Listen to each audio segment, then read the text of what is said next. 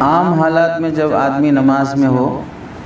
بلا عذر کے ناک اور منہ پر کپڑا لپیٹ کر نماز پڑھنا فقہا نے مکروہ تحریمی لکھا ہے، جیسے کہ فتاوی شامی وغیرہ میں اس کی صراحت ہے۔ موجودہ حالات میں چونکہ ماسک پہنے بغیر نکلنا قانوناً جرم ہو چکا ہے، جرمانہ لگایا جا رہا ہے، تو جن احباب کو کسی وجہ سے باہر نکلنے کی ضرورت پڑے اور انہیں اپنے ہاسپٹل میں یا کسی اور جگہ پر نماز کا وقت ہو جائے، وہیں پر نماز ادا کرنی پڑے، یا ڈاکٹرز وغیرہ کو ہاسپٹل میں یا پیشنٹ وغیرہ کی عیادت کے لیے جو جا رہے ہوں، انہیں اگر ماسک پہننے کی حالت میں ہی نماز ادا کرنا پڑتا ہے وائرس سے بچنے کے لیے،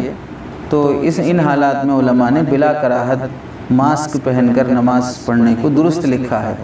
عام حالات میں جیسے سردی کے موقع پر سردی سے بچنے کے لیے پورا چہرہ ڈھانپ کے نماز پڑھ رہے ہوں، اسے فقہا نے مکروہ تحریمی یعنی گناہ کی بات لکھی ہے، بہت بڑی ناپسندیدہ بات ہے شریعت میں۔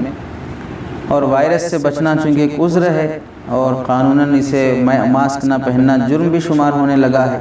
تو اس لیے باہر نکلنے کے موقع پر یا مسجد میں جن حضرات کو اجازت ملی ہو نماز پڑھنے کے لیے 4-5 افراد محدود